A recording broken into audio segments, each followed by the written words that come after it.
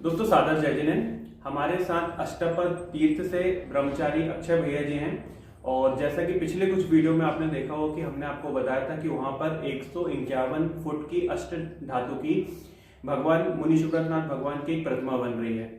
इसके बारे में डिटेल में भैया जी कुछ जानकारी देंगे और कुछ प्रश्नों में जो आप लोगों की शंका थी उसका जवाब देने की कोशिश करेंगे, ताकि वो मन से आप लोगों की शंका खत्म हो और आप ज्यादा से ज्यादा इस महान कार्य से जुड़ पाए। किस प्रकार से आपको सहयोग देना है वो पूरा डिटेल भैया जी बताएंगे।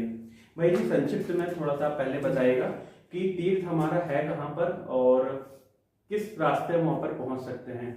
ये अष्टापद तीर्थ जैन मंदिर गुरुग्राम हरियाणा। तो गुरुग्राम सब लोग जानते हैं, दिल्ली से लगभग लगा ही हुआ है स्टेट, हरियाणा राज्य है।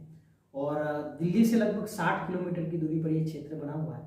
और मैक्सिमम हमारे जैन तीर्थों में एक बहुत बड़ा क्षेत्र है तिजारा जी। वहाँ से लगभग 45 किलोमीटर की दूरी पर टूवर्ड्स आप दिल्ली की तरफ जाएंगे तो main highway national highway number 48 पर ये क्षेत्र बना हुआ है। 15 एकड़ का जमीन है।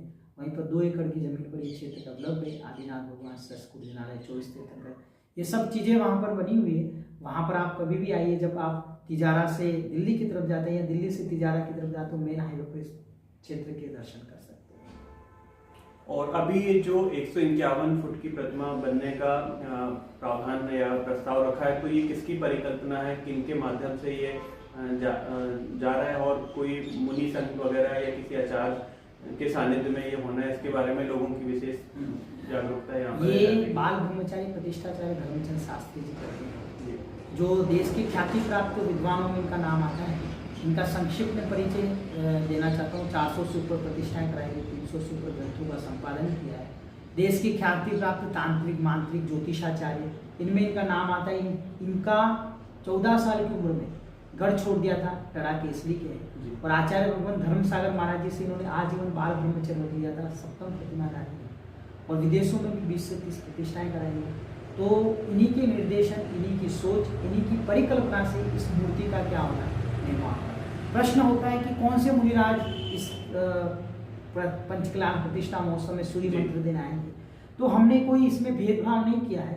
देश भर के जितने दिगंबर मुद्रा को धारी मुनिराज हैं, कोई भी आचार्य हो, कोई भी उपाध्याय है, कोई भी साधु है जो दिगंबर धर्म को मानते हैं, उन सबके सानिध्य में इसके भव्य पंचकल्याण करने का हमने विचार किया है। जो भी महाराज वहाँ उपस्थित रहेंगे, मैं स्वयं और पंडित धर्मचंद शास्त्री जी स्वयं दोनों मिलकर के हर मुनिराज के पास जाते हैं और पंचकल्याण प्रतिष्ठा महोत्सव के लिए आमंत्रण करते हैं। एक सामान्य जो श्रावक है वो इसमें किस प्रकार से सहयोग कर सकता है? बहुत अच्छा प्रश्न है, क्योंकि ये पर्टिकुलर बना तो रहे प्रतिष्ठाचार्य धर्मचंद शास्त्री जी, लेकिन सबसे बड़ी उनकी एक परिकल्पना, एक सोच है कि हर व्यक्ति का इसमें क्या मिलना चाहिए, पुण्य मिलना। जैसे अभी हम जबलपुर में, आपने पिसनहारी की बढ़िया सुना होगा जी, बिल्कुल। आज उस माँ को याद किया जाता है। उसने थोड़ा थोड़ा आशा पीस पीस करके इतने बड़े क्या बना दिए, मंदिर बना दिए, और आज वो तीर्थ क्षेत्र के रूप में डेवलप हो गया। ऐसे ही हर व्यक्ति की, आज से 1000 साल पहले चामुंडराय उन्होंने गोमटेश्वर बाहुबली की प्रतिमा बनाई। उसके बाद में क्या कहते हैं, 52 गजाजी में 84 फुट की आदिनाथ भगवान। और अभी रिसेंटली 20वीं सदी के एक युग में एक बहुत बड़ी हमारे लिए घटनी आ रही का ज्ञानवती माता जी के द्वारा 108 फीट की, लोगों के सहयोग के द्वारा ही इस प्रतिमा का क्या हुआ, निर्माण हुआ। लोगों के द्वारा क्या कहते हैं, उनके पुण्य के योग से, क्योंकि इतने बड़ी विशाल प्रतिमाएं बनाना किसी एक व्यक्ति का कार्य नहीं, यह हर व्यक्ति का जब पुण्य जुड़ता है। पर बहुत सारे हमारे क्या कहते हैं आचार्यों के द्वारा कहा जाता है कि जो कार्य यदि एक व्यक्ति के द्वारा न हो पाए तो उसको क्या कहते हैं, सभी लोगों के पुण्य के द्वारा किया जाए। और जब सभी लोगों का पुण्य एक साथ बिल्कुल प्रेशर के साथ लगता है तो वो कार्य बिल्कुल निर्विघ्न और सानंद संपन्न होता है। इसी मंगल भावना को लेकर के हम लोग क्या कहते हैं, जगह जगह जाकर के अपने रथ के माध्यम से लोगों से सोना, चांदी, पीतल, तांबा, रांगा, जस्ता, एल्यूमिनियम, जो अष्ट धातु है, जो हमें इस मूर्ति में 35,000 टन लगने वाली है, उस धातु को हम एकत्रित कर रहे हैं। और सबसे बड़ी परिकल्पना पंडित जी की ये है कि गरीब व्यक्ति कभी मूर्ति स्थापित नहीं कर पाता जी, उसके पास में पैसा नहीं होता है, कभी कभी 10 रुपये का पैसा नहीं होता, 1 रुपया पैसा नहीं होता, लेकिन उसके भाव होते हैं कि मैं इतने विशाल का जीव का क्या करूँ, निर्माण करूँ। तो इस परिकल्पना को सेंच करके, क्योंकि पंडित जी बहुत पुराने हैं, आचार्य धर्मसागर महाराज जी के शिष्य, तो उन्होंने सोचा क्यों ना हम हर एक गरीब व्यक्ति उसके पास कुछ न कुछ कलश होता है, तांबे के कलश रहते हैं, पीतल के कलश रहते हैं, बहुत सारी ऐसी चीजें घर में पड़ी रहती है जो कोई उपयोग में नहीं आती। चाहे उसके पास 1 ग्राम चांदी हो, उस चांदी से इतने बड़े भगवान 151 फीट के भगवान बनाने का उसको क्या होगा, पुण्य प्राप्त होगा। चाहे उसने इतना सा दिया लेकिन उसको पुण्य कितना मिलेगा, पूरी प्रतिमा बनाने का पुण्य मिलेगा। इसलिए पंडित जी का जो सपना है कि हर एक व्यक्ति इसमें जुड़े, इस परिकल्पना को लेकर के हम घर घर जाकर के हर एक व्यक्ति के सहयोग से क्या कर रहे हैं, हम क्या कहते हैं, इस मूर्ति का निर्माण कर रहे हैं। सामान्यतः यहाँ पर बार बार आगम का हम लोग उल्लेख करते हैं और उसमें कई बार लोगों को सामने आया कि मूर्ति किसी एक व्यक्ति, एक गोत्र के व्यक्ति के द्वारा स्थापित होना चाहिए। तो इस प्रोजेक्ट को लेके जब कई बार हम लोगों ने कुछ लोगों से बात किया तो उनके मन में यही आया कि चूंकि यहाँ पर तो बहुत सारे लोग मिलके बन रहे हैं तो उनको लगा कि ये उचित नहीं है। तो इस बारे में हम उनको कैसे कन्विंस करें? हाँ, देखिए, ये एक पर्टिकुलर किसी व्यक्ति की मान्यता हो सकती है। स्वयं प्रतिष्ठाचार्य धर्मचंद शास्त्री जी, उनके द्वारा, वो स्वयं बहुत पुराने विद्वान हैं और उनको जब ये ख्याल आया हो तो उनके बाद में भी ये प्रश्न रहे होंगे। ऐसा नहीं है कि ऐसे ही वो प्रतिष्ठाचार्य बन गए और देश की ख्याति प्राप्त हुए, जिन्होंने अपने जीवन काल में 400 प्रतिष्ठाएं कराई। आप समझ लीजिए यदि 50 साल भी इस फील्ड में होंगे तो हर साल की प्रतिष्ठा कितनी हो जाएगी जी? 400 डिवाइड बाय आप 50 कर लीजिए तो लगभग 8 प्रतिष्ठा क्या कहते हैं हर साल करा रहे हैं। विधान और अन्य चीजें तो हम कह ही नहीं रहे। तो इसका मतलब उनको भी इस चीज का नॉलेज है। पर रही बात ये कि एक व्यक्ति के द्वारा, क्योंकि ये प्रोजेक्ट है 3000 करोड़ का और दिगंबर जैन समाज में ऐसा कोई व्यक्ति नहीं है जो 3000 करोड़ एक साथ दे पाए। बना रहे हैं तो प्रतिष्ठाचार्य धर्मचंद शास्त्री ही बना रहे हैं, उनका ही नाम लिखा जाएगा। लेकिन क्या कहते हैं, हर एक व्यक्ति का इस मूर्ति में क्या रहे, सहयोग रहे। अभी रिसेंटली हमारे मध्य में मांगी तुंगी 108 फीट के जो भगवान बनाए वो इसी क्या कहते हैं मतलब इसी मार्ग के थ्रू बनाए गए, इसी अलग अलग लोगों से कलेक्शन करके बनाए। उसमें रुपया इकट्ठा किया। हमें धातु की प्रतिमा है इसलिए हम इसमें क्या इकट्ठा कर रहे हैं, धातु कर रहे हैं। इसके अलावा बहुत सारे प्रमाण हैं। मंगलगिरी में सागर करके एक सागर के बगल में एक मंगलगिरी क्षेत्र है, वहां पर भी क्या कहते हैं अष्ट धातु की प्रतिमा का निर्माण हुआ है। वो भी इसी ढंग से हुआ है, जगह जगह से धातु इकट्ठी की गई। इसके अलावा मोराजी करके एक जगह है सागर में ही, वहां पर बाहुबली भगवान की प्रतिमा है। वो भी आचार्य शिव सागर महाराज जी हुए, पर उनके द्वारा यानी इस प्रतिमा का क्या किया, मतलब सकल दिगंबर जैन समाज, उसकी प्रशस्ति पढ़ी हमने। उस पर लिख रखा है कि ये सकल दिगंबर महिला समाज के द्वारा, महिला समाज के द्वारा इस प्रतिमा का क्या हुआ, निर्माण हुआ। तो जो पंडित जी का परिकल्पना है, सोच है, एक तो एक पर्टिकुलर कोई व्यक्ति बना नहीं सकता है। दूसरा, आगम की बात करें तो प्रतिष्ठाचार्य धर्मचंद शास्त्री जी आगम का ज्ञान तो रखते हुए जब 400 प्रतिष्ठाएं कराई है और पहले भी दिगंबरी पंचायती प्रतिमा स्थापित होती थी, क्योंकि कभी कभी ऐसा हो जाता है कि व्यक्ति को घमंड आ जाता है, मान कसा जाता है कि मेरे ही भगवान है, आप नहीं रहेंगे। आपका नाम क्या है? सुशील जी मोदी। सुशील जी, आप नहीं रहेंगे, मैं ब्रह्मचारी अक्षय बयानी रहूंगा। जो बनाने वाले हमारे प्रतिष्ठाचार्य धर्मचंद शास्त्री, जिन्होंने दान दिया है वो भी नहीं रहेंगे। बिल्कुल सही बात है। फिर भी वो प्रतिमा है, किसी को घमंड ना आ जाए, मैंने बनाई, मेरे परिवार वालों ने बनाई, बरोबर। इसलिए हम घर घर जाकर के लोगों की पुण्य का क्या ले रहे हैं, सही, लोगों की भावनाओं को जोड़ रहे हैं। आप उस मकसद को समझिए, बिल्कुल, कि हर एक व्यक्ति अपना अंश देगा और उससे क्या बनेंगे, भगवान। आप बीज दीजिए, हम उसको फल में कन्वर्ट करेंगे। ये हमारी मंगल भाव है। बिल्कुल। और लास्ट यहाँ पर एक प्रश्न महिलाओं की तरफ से हम लोगों के सामने आया था, जब हम लोगों ने उनसे कुछ जेवर की बात की कि जैसे कई बार पुरानी पायल टूट गई है, या अगर आप अपना लौंग, अपना बाला भी दे सकते हैं, तो उनका कहना था कि हम अपनी उतरन से भगवान क्यों बनाएं। बहुत अच्छा, मतलब उनके शरीर से लगा हुआ पैर में पायल पहनते हैं और उस चीज को अब हम पूज्य बनाएं, तो क्या ये उचित रहेगा? उनका ऐसा प्रश्न। बहुत अच्छा प्रश्न है आपने पूछा कि उतरन से क्यों बनाए। हम तो ये चाहते हैं कि जो उतरन शरीर की शोभा को बढ़ा रही थी वो भगवान बनाएंगे, इससे बड़ा पुण्य क्या। आप उस चीज को समझिए, यदि आप उसको पॉजिटिव रूप से सोचेंगे तो 100% आपको समझ में आएगा कि क्या हो रहा है। पहली बात तो ये कि धातु जो होती है वो धातु, जैसे ये मेरे कपड़े हैं सोले के नहीं, इनको सोले का करने के लिए क्या करना पड़ता है, गीला करके उनको सुखा लीजिए तो ये सोले। ऐसे ही दुनिया में जितनी धातु है हर दिन खदान से नहीं निकाली जाती, जिसे आप पांव की पायल बांध लें, कल वो कान के कंगन, कान के क्या पहने, कैसे हो जाता है? जो पांव कहते कल वो भट्टी में डाल देगा, गर्म कर देगा। इसलिए जो धातु होती है वो धातु गर्म करने के बाद क्या हो जाती है? शुद्ध हो जाती है। शुद्ध करने के बाद में कोई अशुद्धता वधुता ये उतरन नहीं रहती जी। आप सिंपल सा, मैं आपको बहुत सिंपल सा एक प्रश्न पूछूं कि यानी कि क्या कहते हैं, कोई धातु है, सोने की चेन, वो किसी नाली में गिर जाए तो आप क्या करोगे? निकाल के धोएंगे उसको फिर और फिर पहन लोगे। क्यों भाई? आप तो नाली में पड़ी हुई, उसमें तो हजारों लोगों ने उसमें कुछ भी मल विसर्जन, फिर कैसे कर लिया आप? और वही चेन, वही चेन जो आपको क्या कहते हैं गले में पड़ रही थी, उसको अंगूठी बनाना है तो क्या करोगे आप? गला कर। अब आप उसमें नाली वाली कुछ याद नहीं आएगा, आपको तुरंत वो आ जाएगा। कहने का मतलब ये कि साइंस भी इस चीज को मानता है कि कोई भी धातु है उसको गलाने के बाद में वो क्या हो जाता है? शुद्ध हो जाता है। जितनी प्रतिमाएं देश भर में विराजमान हो रही है धातु की, जितनी भी प्रतिमाएं बराबर सांचे के द्वारा जो निर्मित हो रही है, सारी प्रतिमाओं में कहीं ना कहीं से धातु आई होती रिसाइकिल हुई होगी और रिसाइकिल होकर के ही डली जाती है। ये तो आपको ऐसा लग रहा है कि क्या कहते हैं मैंने उतरा हुआ इसमें, बल्कि सबसे बड़ी पुण्य चीज है हम उतारने के लिए तो आए हैं। बिल्कुल। आपके ऊपर जो परिग्रह का भार है वो उतारने आए, उस परिग्रह के भार से आप क्या बनाइए? भगवान बनाइए। आप जब उस मूर्ति के दर्शन करेंगे तब आपको लगेगा कि जो आभूषण मेरे तन की शोभा को बढ़ा रहे थे, जो मेरे पांव की शोभा को बढ़ा रहे थे, वो अब क्या बन गए? भगवान। जिसकी वैल्यू पांव में थी अब हम उसको क्या कर रहे हैं? पूज रहे हैं। ये ऐसी पॉजिटिव थिंकर कर लेकर के आप रहेंगे तो आपको 100% मूर्ति में क्या होगा? दान देंगे। बात इतनी सी है कि धातु क्या होती है वो गलाने के बाद में शुद्ध हो जाती है।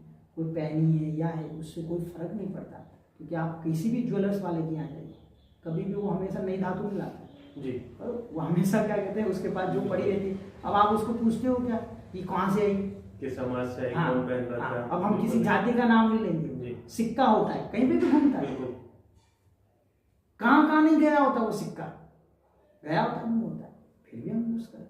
कहाँ डालते हैं उसको? मंदिर में डालते हैं। कहाँ रखते हैं? भगवान के नीचे भी रखते हैं, नींव में भी डालते हैं उसको। और समय आता है अगर सोना चांदी का सिक्का है तो उसको मूर्ति में भी डालते हैं। तो ये जो परिकल्पनाएं हैं ऐसी, अगर आप उसको पॉजिटिव वे में सोचेंगे तो आपको लगेगा कि वास्तव में हमें अपनी उतरन का ही दान देना चाहिए जो हमारे तो जो अभी दर्शक हमारे देख रहे हैं उनको आप संक्षिप्त में ये बता दें कि वो क्या क्या अभी आपको दे सकते हैं दान के रूप में, इस मूर्ति में अपना अंश लगाने के लिए क्या क्या देते हैं? देखिए ऐसा है, इस मूर्ति में आप जैसे पूर्व में बताया गया कि सोना चांदी पीतल तांबा रांगा जस्ता एल्यूमिनियम सारी धातु का प्रयोग कर सकते हैं। कुछ लोग प्रश्न पूछते हैं एल्यूमिनियम कैसे दे सकते हैं, ये भी प्रश्न रहता है। देखो ऐसा है, एल्यूमिनियम में खाने से कैंसर होता है, ये नियम है, ये हमारे मूर्धान से इसलिए नहीं, एक्चुअल में ऐसा ही होता है साइंस के द्वारा। दूसरी चीज कुछ मात्रा में, बहुत अधिक मात्रा में नहीं, कुछ मात्रा में एल्यूमिनियम का भी प्रयोग होगा तो हम लोग तो आप लोगों को कैंसर से बचा रहे। कुकर पड़े वो आप दे सकते हैं, और पुराने पीतल के बर्तन पड़े, कलश पड़े, नमोकार मंत्र लिखा है, क्या कर रहा है, बहुत सारी ऐसी मूर्तियां पड़ी स्टेचू के रूप में रखी हुई है, वो उपयोग नहीं आ रहा। मेडल्स हैं, पुराने गिफ्ट आइटम्स हैं जो तांबे के पीतल के, स्टील लोहा छोड़ करके इस मूर्ति में आप कुछ भी डाल सकते हैं। और यदि आपके पास में धातु नहीं है तो आप उसके अगेंस्ट 1 किलो का 1000, 2 किलो का 2000, 3 किलो का 3000 ऐसे करके, यानी कि क्या कहते हैं आप करोड़ों में 51 करोड़ का शिलान्यास है इसमें। और आपको लग रहा है कि भैया जी हम अकेला बना सकते हैं, तो हम तो रेडी, बिल्कुल 3000 करोड़, हमारे इसमें कोई विरोध नहीं है कि अकेला मत बनाओ जी, आप तो हमको दीजिए 3000 करोड़, हम बनाएंगे, 2 जने आ जाइए 1500 करोड़ में, तो भी हम रेडी, ठीक है। तो इस प्रकार से यानी देश भर के जितने आचार्य उपाध्याय साधु सबके आशीर्वाद से मूर्ति की निर्माण हो रहा है। और सबसे बड़ी सुशील जी मोदी जी, सबसे बड़ी चीज ये है इसमें कि हम सब कुछ चीज छोड़ करके, कोई संतवाद नहीं, कोई पंथवाद नहीं, ये सब कुछ छोड़ करके हम एक ऐसी दुनिया की श्रमण संस्कृति को, वीतराग संस्कृति को, जैन संस्कृति को ऐसी चीज दे करके जा रहे हैं जो युगों तक जैन धर्म की ध्वजा को क्या करेंगे, विश्व में जाएगा। आप वो माइंड लेकर के चलेंगे कि अरे हम कुछ न कुछ अंशदान, तो युगों तक हमारी दिगंबर की जगह ऐसी रहती है। ऐसा सोच करके आपको दान। और जैसे अभी आप लोगों का रथ हमारे जबलपुर में है और मान लीजिए 2 दिन बाद वो रथ नहीं रहेगा या कुछ समय बाद लोगों की भावना बनती है, तो उस समय फिर आपको कैसे हम धातु जो लोग भी इस चैनल के माध्यम से मूर्ति के बारे में सुन रहे हैं, तो आप सुशील जी मोदी से भी डायरेक्टली कांटेक्ट कर सकते हैं और जगह जगह जा कर के हमारे यानी कि क्या कहते हैं संयोजक बने हुए हैं, जबलपुर आदि में भी संयोजक बने हुए हैं, बराबर। उन लोगों से आप सुशील जी के माध्यम से क्या कहते हैं आप पता कर सकते हैं कि, और पूरे भारतवर्ष में जगह जगह हमारे संयोजक बने हुए हैं। अगर हमारा रथ नहीं भी पहुंचता है तो भी क्या कहते हैं वो संयोजकों के माध्यम से धातु इकट्ठी की जाती है। कभी कभी रथ जाने के बाद में लोगों को याद आता करे हमारा तो ये भी देना, तो आप एक जगह उसको एक स्थान पर संयोजकों के माध्यम से एकत्रित कराइए, उस धातु को ले जाने की हमारी जिम्मेदारी है। संयोजकों के नंबर आप इनके कमेंट्स पे भी डाल सकते हैं, बराबर। हम इनको क्या कहते हैं इनके पास हमारा नंबर है, इनसे सहयोग करके हम क्या कहते हैं आपको नंबर भी प्रोवाइड कर सकते हैं। जी। तो दोस्तों हम ये वीडियो के डिस्क्रिप्शन में अलग अलग जगह के संयोजकों के नाम भी आपको उपलब्ध करा देंगे और आप केवल इकट्ठा कर लीजिए अलग अलग प्रकार की धातुएं। आप अपने घर से, अपने परिवार से, अपने मित्रों से भी ले सकते हैं, अपने रिश्तेदारों को भी बता सकते हैं, उनको भी ये जानकारी दीजिएगा, वीडियो शेयर करिएगा और उसके बाद आप केवल कलेक्ट कर लीजिए। उस धातु को वहां तक पहुंचाने की जो व्यवस्था है वो सारी हमारी होगी। आपको केवल और केवल एकत्रित बस करना है। और यदि कोई धन के रूप में दान देना चाहता है तो कुछ बैंक खाते वगैरह हैं क्या हमारे जिनमें वो? बैंक खाते भी हैं इसके, इसमें सारा रजिस्टर्ड संस्था है अष्टापद तीर्थ जैन मंदिर करके, बिल्कुल आप वहाँ करके आकर भी चेक कर सकते हैं। ऑनलाइन भी आप ट्रांसफर कर सकते हैं और आप कैश भी देते हैं तो उसकी रिसिप्ट आप प्राप्त कर सकते हैं। जो भी संयोजक हैं या ऑनलाइन हम व्हाट्सएप के थ्रू भी क्या कहते हैं उस रिसिप्ट को आपको प्रदान कर सकते हैं। ऐसा है तो आप किसी भी वे से मतलब बिल्कुल दान दे सकते हैं, पैसे के रूप में, धातु के रूप में, किसी भी रूप में इसमें सहयोग कर सकते हैं। तो कुछ और कोई बात आपको ऐसा लगता है जो बताने लायक है या लगभग कंप्लीट है? मैं अंत में ये कहना चाहता हूँ कि जिस पूर्व में का कि जैनों का इतिहास था जी, आज से 1000 साल पहले गोमटेश बाहुबली और सब हम सब मिल करके उस गोमटेश बाहुबली का 12-12 साल में अभिषेक कर। उत्तर भारत में ऐसी कोई विशालकाय जिनबिंब नहीं। हाँ। और सबसे बड़ी खासियत ये कि भारत की राजधानी दिल्ली और दिल्ली के बगल में इतने विशालकाय जिनबिंब खड़े होते हैं।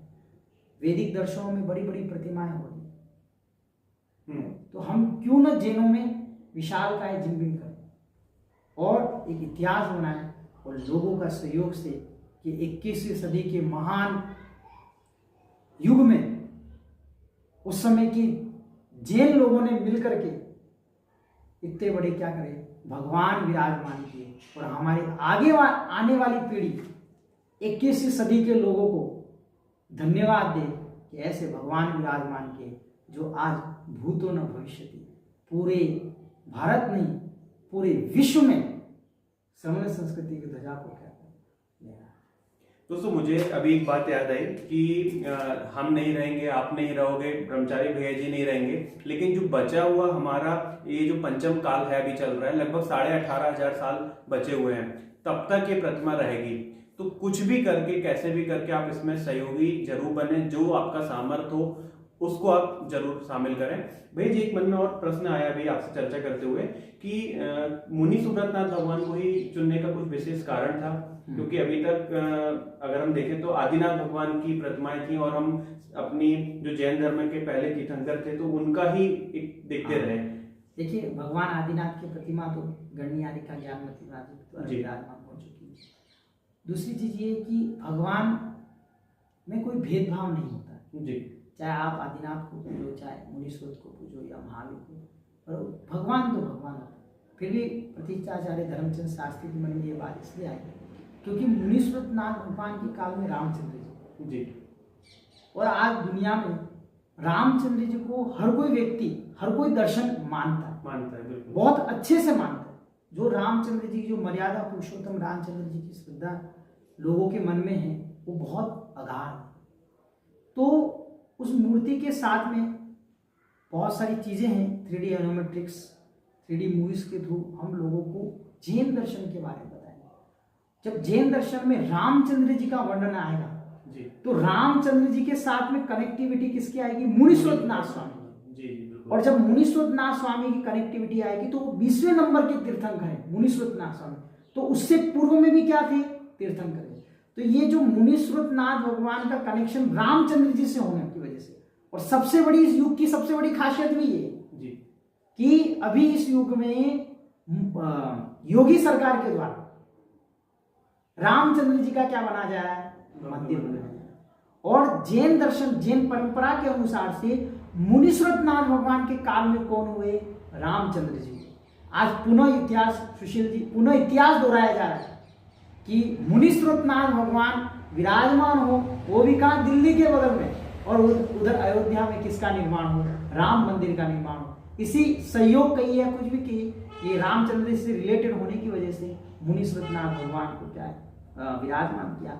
दूसरा, यदि ज्योतिष शास्त्रों की अपेक्षा से कथन करेंगे तो शनि ग्रह अरिष्ट निवारक जी, सारी अपेक्षा भी आप लेंगे।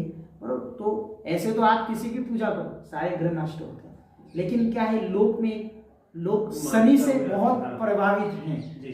हर कोई, अरे हमारे साढ़े साथी चल रही, वो चल रही, वो चल रही।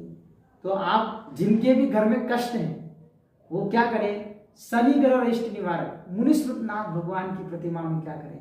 दान दे रहे। नियम से आपके ग्रह के जो प्रॉब्लम है वो नियम से क्या होंगे? दूर होंगे। ऐसा लोक व्यवहार की वजह से भी कि लोग शनि को पूजने जा रहे हैं, आप शनि को मत पूजो, आप मुनीश्वरनाथ स्वामी को पूजो, आपके शनि क्या होंगे? डर जाए। और दोस्तों, आपको बहुत लंबे समय तक अपने जीवन काल का इंतजार नहीं करना है। ये प्रतिमा का जो निर्माण है 2023 में चालू हो जाएगा और 2024 के आसपास हम इसको लगभग साकार रूप में देख पाएंगे। तो कई बार होता है कि कुछ प्रोजेक्ट इतने लंबे चलते हैं कि हमको वर्षों भर से इंतजार करना पड़ता है, तो यहाँ पर आपको इंतजार भी नहीं करना पड़ेगा। बहुत जल्दी हम 151 फुट के मुनीश्वरनाथ भगवान का अष्टधातु की प्रतिमा का दर्शन कर पाएंगे। इसी के साथ हम ये वीडियो को यहाँ पर खत्म करते हैं। अगर आपको ये वीडियो पसंद आता है तो आप इसको लाइक और अपने दोस्तों के साथ शेयर जरूर से करिएगा। अगर आप चैनल पर पहली बार आए तो हमारे चैनल को सब्सक्राइब किए बिना नहीं जाएगा। बहुत बहुत धन्यवाद। जय जैन। बोलो मुनीश्वरनाथ भगवान की जय। जय जैन सभी। अष्टापद तीर्थ जैन मंदिर, गुरुग्राम, हरियाणा, जहां रचने वाला है अद्भुत अद्वितीय इतिहास। मुनीश्वरनाथ स्वामी की 151 फीट ऊंची अष्टधातु की प्रतिमा, विश्व की सबसे बड़ी प्रतिमा स्टैच्यू ऑफ प्योरिटी होगी स्थापित। भारतवर्ष के समस्त साधु संतों के मंगल आशीर्वाद से एवं संपूर्ण जैन समाज के सहयोग से होगा विश्व की सबसे बड़ी प्रतिमा का निर्माण। जी हाँ, इस दीपावली के पावन अवसर पर आप अपने घर में रखी नई या पुरानी धातु, सोना, चांदी, पीतल, तांबा, रांगा, जस्ता, silver, German, aluminium, tin, steel और लोहा छोड़कर आदि धातु को किसी एक स्थान पर एकत्रित कराएं और हमसे संपर्क करें। उस धातु को ले जाने की हमारी जिम्मेदारी रहेगी। यदि आप 10 टन से अधिक धातु एकत्रित करवाते हैं तो आपके मंडल का नाम मूर्ति के पट पर लिखा जाएगा। आप तुला दान भी कर सकते हैं अथवा 1 किलो धातु के लिए 1000, 5 किलो के लिए 5000, 100 किलो के लिए 1 लाख, 1000 किलो के लिए 10 लाख रुपए भी दान दे सकते हैं। स्टैच्यू ऑफ प्योरिटी की विशेषताएं: इस प्रतिमा में 35,000 टन धातु का प्रयोग होगा। स्टील और लोहा छोड़कर सभी धातु का प्रयोग किया जाएगा। ये प्रतिमा अखंड, ठोस, बिना किसी ज्वाइंट के बनाई जाएगी। प्रतिमा को बनाने में किसी भी प्रकार का सांचा या फर्मा का प्रयोग नहीं होगा। प्रतिमा लगभग 20,000 वर्षों तक रहेगी। मात्र 6 महीने में होगा प्रतिमा का निर्माण। प्रतिमा का परिकर 180 फीट होगा। अधिक जानकारी के लिए संपर्क करें प्रतिष्ठाचार्य धर्मचंद शास्त्री, अष्टापद। निवेदक अष्टापद तीर्थ जैन मंदिर, गुरुग्राम, हरियाणा। आप इस मूर्ति में श्रमदान देकर संयोजक भी बन सकते हैं। तो आइए, एक लक्ष्य, एक काम, एक संकल्प और एक प्रतिज्ञा को पूर्ण करने के लिए उठाइए हाथ, बढ़ाइए कदम, मिलकर सफल होंगे हम। आपका भाग्य आपके द्वार। अष्टापद की पावन पुनीत धरा पर निर्मित हो रही धातु की अद्भुत प्रतिमा निर्माण में अपना सहयोग प्रदान कर धर्म लाभ जरूर अर्जित करें। मंदिर निर्माण हेतु धातु एकत्रित करने के लिए आपके शहर, आपके गांव, आपके नगर में रथ पधार रहा है। आप जरूर दान प्रदान करें।